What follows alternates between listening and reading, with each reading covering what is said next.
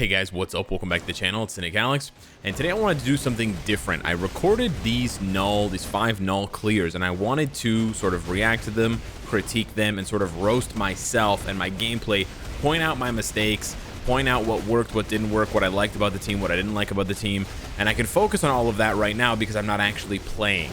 So this is all pre-recorded gameplay footage. I'm not really this good at playing. I obviously can't play with one hand or zero. So the first team here is Quicksilver with Mystique's support, and then we've got Cyclops leadership. This was cleared. I did this clear on about December 20th, so it's about a week and a half ago. I'm not necessarily using these teams anymore. There, I just made my first big mistake. I got stunned by the circle. You got to sort of walk around it. You're also noticing some different looks from these characters, like seeing Magneto and Nightcrawler in Mystique's awakening skill. That's because I have the SFX on. There, I also made a mistake. I didn't switch to avoid the symbiote cage. But yeah, we're doing pretty well so far as damage is concerned. I think we can definitely go higher than stage 3 given how much time has gone by and how much damage I've done. But the SFX are on because Quicksilver actually deals more damage. He actually has a lot more hits on his 5th skill and on his tier 3 when you have SFX on. So for those of you that have this newest uniform for Quicksilver, this white and blue uniform, turn the SFX on, put them on.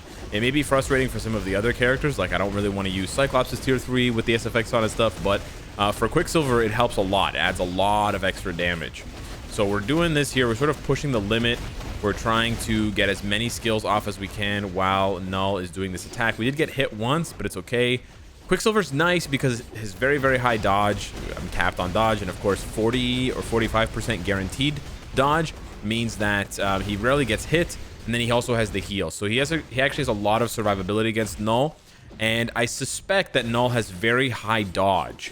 So having ignore dodge on the character, so Quicksilver has 50% ignore dodge as a base value. There I just made a mistake. I went a little bit too early and got hit, but Quicksilver having a baseline of 50% ignore dodge, I think helps a lot for him to do damage. So maybe try sprinkling in 1 or 2 ignore dodge strikers if you're finding that Sharon Rogers and some other characters who don't have any ignore dodge are just not getting it done. That may help you out a lot. But here, we're just pushing the envelope. I decided to go for it with the tier 3. This was a bit risky, but we ended up doing enough damage to push him into the dragon phase. I knew he was in the dragon phase, so I preemptively switched.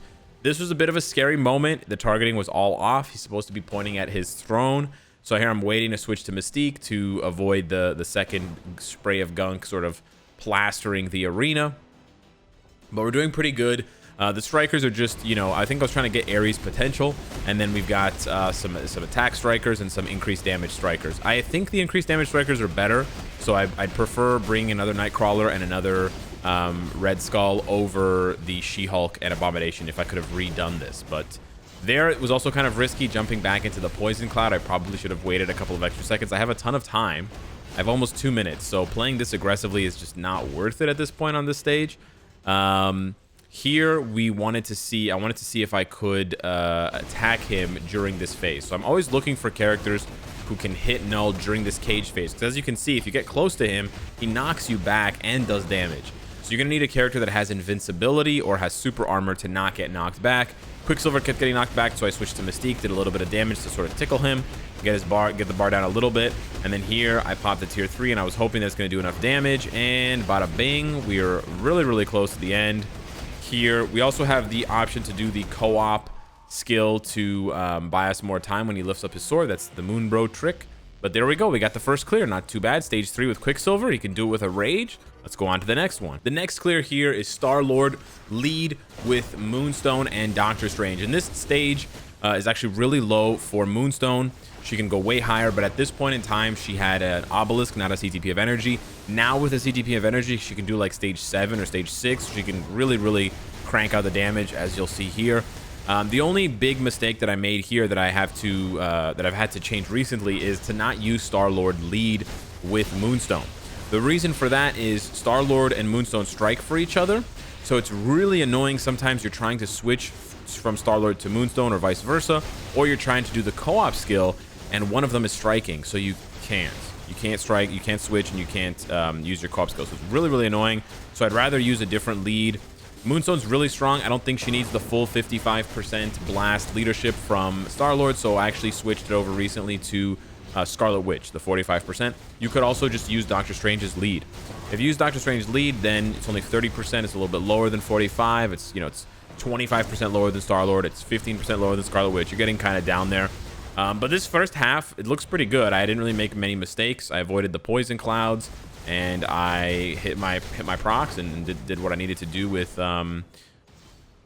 Moonstone.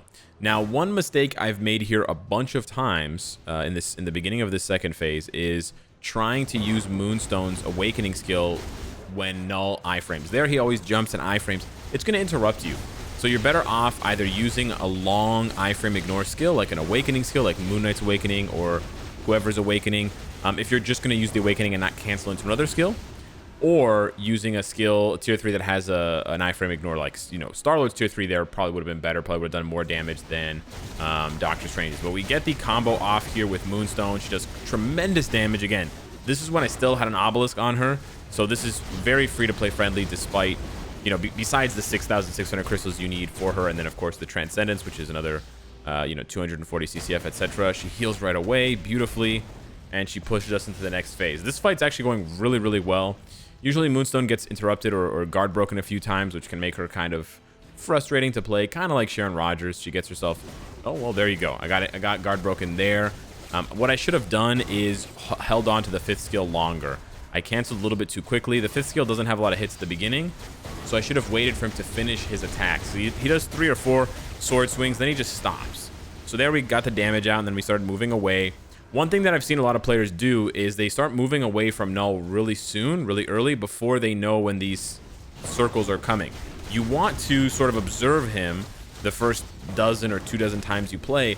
Observe him to really get, really get accustomed to, really get used to the timing for how long it takes from when he does that sort of roar and all the little tentacles come out to when he actually starts sending those symbiote spikes out at you. You want to know the timing on that because you don't want to go too early and waste time when you could have done damage, and you also don't want to start running too soon because then you might run out of space. If you start running around in the big circle way before he starts, by the time you get around to him, he's still sending those spikes at you. They're going to bounce back and hit you. So don't be afraid to just stand there, you know, maybe stand a few joystick bumps away from him. I don't know how you measure it, but you know, just to see what he's going to do here.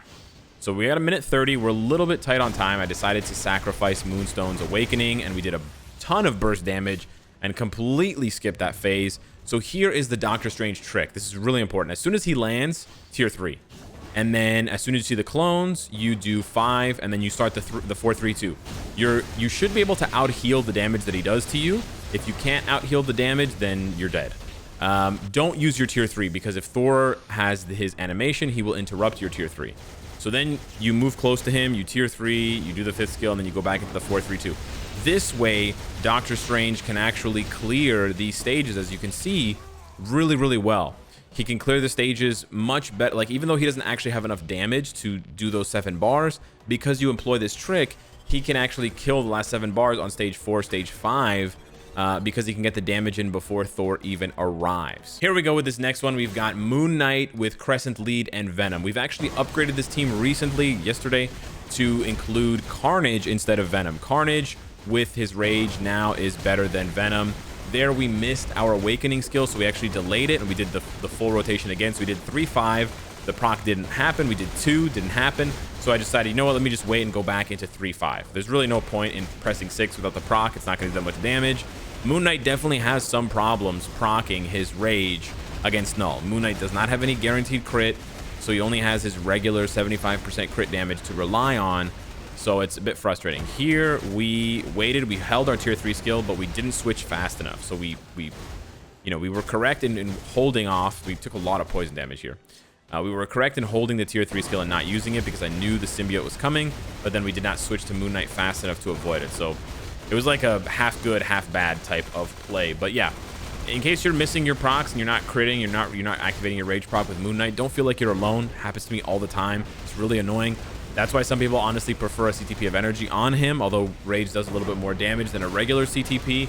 If you have a reforged CTP, if you're just, you know, swimming in CTPs and you decided to reforge one, or if you were lucky enough to pull a mighty CTP for free from KNULL, slap that baby on Moon Knight. I think that's probably the best obelisk for him if you have one. Obviously, they're super expensive. I'm not saying go build one. I'm just, you know, giving you that information because, yes, his Rage proc is really annoying to activate. Here we get a super juicy amount of damage off with Venom. Just amazing, like almost 8 bars. I was so happy.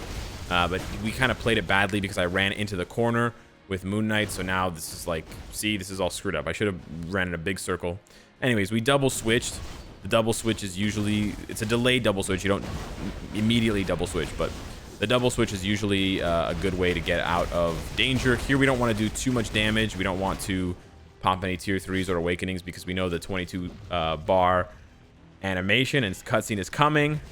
We know where the circle is going to be. I think at this point I understood the circle thing from Professor Yum. There I got guard broken. It's really annoying. Just unlucky. Venom only has super armor when he picks up a heal, and it's a 10-second buff with a 15-second cooldown, I believe. So sometimes the runs with Venom are super smooth against KNULL because every time you have the super armor is when he tries to hit you and you never get interrupted. And then sometimes every time he hits you, it's on that 5-second cooldown window when you can't have super armor.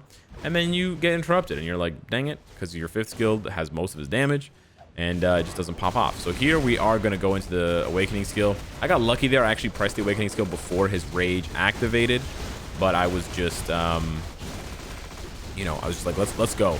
We did a ton of damage. I was actually surprised. Sometimes Moon Knight just does wild damage and you're just like, yeah. So that was pretty sick. Here again, we misplayed the dragon phase, so we have to just wait here and switch when we see the purple line. This happens quite a lot to me, so don't feel bad if it happens to you again. You just get sort of caught up in the aggression of trying to take KNULL down, and you lose track of where you're supposed to be, your position. You have to be firmly positioned behind him. And you know what? A lot of characters have skills. I was contemplating using the tier 3 there, but a lot of characters have skills now that move them around. So even though you might start there, you end up somewhere else. Here, what I did there was actually really interesting. I did that on purpose. I actually knew where the circle was going to be, but I stood away from it because the poison clouds were going to drop. The poison clouds do 2,000 damage per tick. So you can sort of bait them out to land away from where the circle is, the safe zone, and then quickly run into the safe zone. Here, I know I can do the 3, 5, 6, or actually just the 3, 6 to try to squeeze out some damage. But this is actually not the play. The play should actually be the other way around. I should have switched to Venom, done Venom's 5th skill and then 6th skill, and then waited. So basically I did Moon Knight first, then Venom second. I really should have done it the other way around. I should have done Venom first and then Moon Knight second, because Venom, he gets invincibility from both 5 and 6. Long amount of invincibility, so he wouldn't actually take damage. He wouldn't get interrupted or anything. Venom is great in that last phase to do chip damage before Thor shows up, and then finish with Moon Knight's burst on his awakening skill. This next one is one of my favorite teams. I still use this exact same team up to stage 5. I think stage 5 or stage 6 is probably the cap for this team, but it's just really, really fun to play, and I love the animations on all 3 of these characters. I start with Medusa's Awakening because of the insta cooldown, and then I build up Ghost Rider's tier 3. I switch. I know that I have to switch every time to Black Bolt because Ghost Rider does so much damage that I can't get his tier 3 off. So I just sort of have the plan in my head. I know I'm going to do enough damage to get to that first KNULL cage stage with Ghost Rider, and then I know to purposely continue playing as Black Bolt to trigger the second KNULL cage, and then switch back to Ghost Rider and then pop the tier 3. So I have this plan in my head, and then it's just a matter of executing it. And you can see basically here I executed it to perfection. This is the fastest I've ever burned through KNULL's HP because I know in my head where all the timings go and exactly when I need to switch and what I can do improvisationally by pressing different skills in the meantime, right? I know Medusa starts off with a 3, 6, 5, and then 4, and then I switch to Ghost Rider. I do all my skills, and by then I'm going to do enough damage to trigger that first cage, and then, you know, switch to Black Bolt. He gets me through the next cage, however long that takes, and then we go back to Ghost Rider. So doing that, sort of planning it out, having that sort of mental map in your head could help you, you know, clear the stage more quickly and know exactly when you need to switch, right? Because you can almost switch preemptively because of your plan and because you know what you have to do and what you need to, you know, tackle the next part of the fight here. So we're doing a ton of damage. We're like burning through the stage. Honestly, this was a little bit too easy. I definitely could have gone to stage 4, stage 5, but we're already in the dragon phase with you know, 150 seconds gone on the fight. We did we squeezed out as many skills as we could with Ghost Rider just to build up his tier 3. You can actually switch to Ghost Rider or have Ghost Rider out and use his third skill here because it has iframe ignore, and you could hit KNULL from a distance because he throws the chains and he spits fire. It's not going to hurt you as long as you don't stand really close to the symbiote stuff, obviously, right?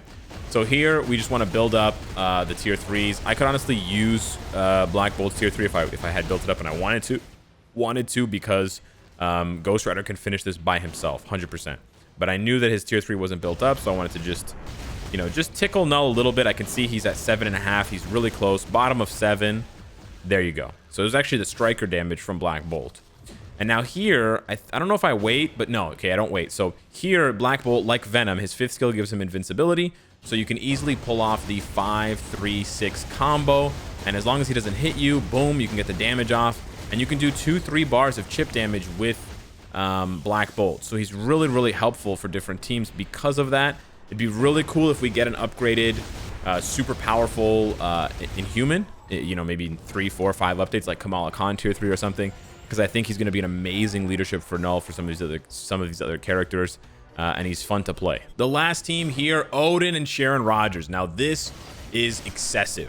Sharon Rogers and Odin can each clear stage 9 by themselves.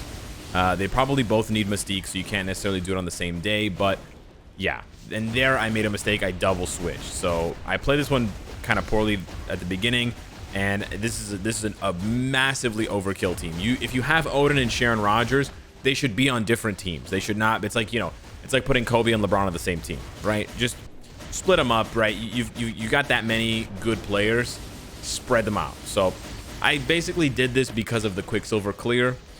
Using Quicksilver basically freed up a spot for me where I basically didn't have a team for. I mean, like, Moonstone's really good.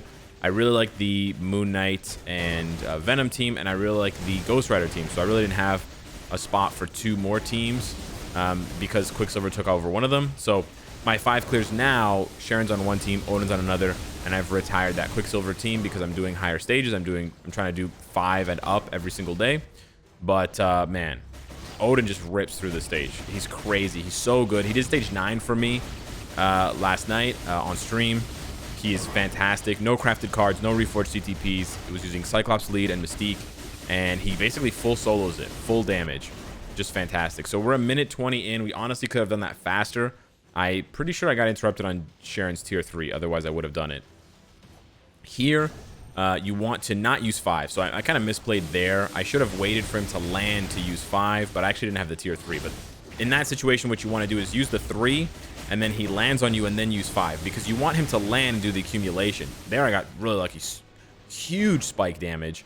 But yeah, you gotta get the timing right. It can be a little bit difficult to get the timing right with the jump because I'm just not used to doing it. So there I got hit a lot with Scarlet Witch, but she can do enough chip damage. Her damage is honestly not terrible. She can do stage 1, 2, 3. And we got there to the next phase. I like doing the chip damage with one of the other characters when I know that a phase is close, because you just don't want to make a mistake with your main damage dealer. There we actually didn't get any accumulation because of the really horrible targeting. We get some good damage in, but it honestly could have been a lot more if KNULL had actually hit us. There you can see the yellow dodge. If you see the yellow dodge, or if you see the damage block, then you know that he's hitting you. You know you're accumulating. You know that the damage juice is going to come. There, I was being super greedy. I did 3-5, and I was trying to press 4, but he was already in iframe. So here I have to, once again, employ the double switch. This is honestly where I make the majority of my mistakes, is transitioning into the dragon phase and really just trying to skip the dragon phase.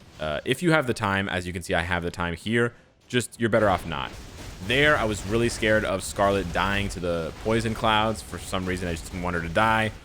You know, before the dragon phase, I was super aggressive, almost killing my team. After the dragon phase, I somehow become super passive and very careful. So it's kind of funny to see how your gameplay changes within a match for sometimes arbitrary reasons. But we wanted to chip him down with Scarlet. Maybe I was just trying to do like a mini Scarlet showcase. Who knows? I knew I was recording this for a future YouTube video, but yeah. Here, I think I was trying to test whether Sharon can do her combo. She cannot. So as you're going to see, she gets interrupted. I actually got my tier 3 skill canceled, so this is a really good lesson. Do not do what I just did. Don't try that. It's gonna end badly. You're gonna lose. If I didn't have Odin here, I would have lost.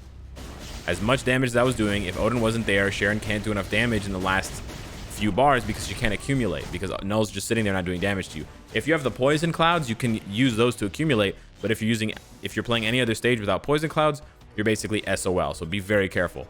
So with that being said, let me know what you guys think. Thank you so much for watching, and I'll hit you, and I'll see you. I'll hit you up, and I'll see you in the next one. Take care.